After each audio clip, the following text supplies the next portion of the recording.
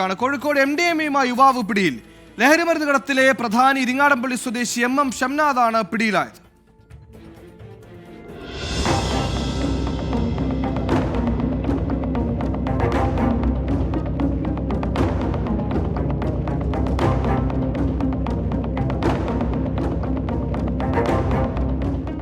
₹1,00,000 വിലമതിക്കുന്ന 20 gram MDMA-യുമായാണ് MM Nishad പിടിയിലായത്. രഹസ്യവിവരത്തെ തുടർന്നുള്ള പരിശോധനയിൽ കുഞ്ഞിക്കാവ് ശ്മശാനം റോഡിൽ വെച്ച് പ്രതിയെ പിടികൂടുകയായിരുന്നു. നടക്കാവ് പോലീസും സിറ്റി ഡാൻസ് ഓഫ് സംഘവും നടത്തിയ പരിശോധനയിലാണ് പ്രതി പിടിയിലായത്. ബംഗളൂരിൽ നിന്ന് MDMA എത്തിച്ചാണ് ഇയാൾ വിൽപ്പന നടത്തുന്നത്.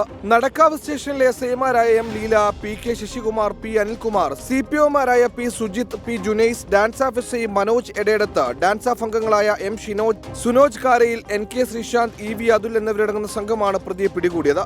MDMA കടത്തിയ കേസിൽ നേരത്തെ വയനാട്ടിൽ വെച്ച് ഇയാൾ പിടിയിലായിരുന്നു. ശിക്ഷിക്കപ്പെട്ട പ്രതി ജാമ്യത്തിലിറങ്ങിയാണ് വീണ്ടും MDMA കടത്തിയത്. അന്തർ സംസ്ഥാന മയക്കുമരുന്ന് കടത്തിലെ പ്രധാനിയാണ് പിടിയിലായതെന്ന് പോലീസ് പറഞ്ഞു. 24 കോഴിക്കോട്.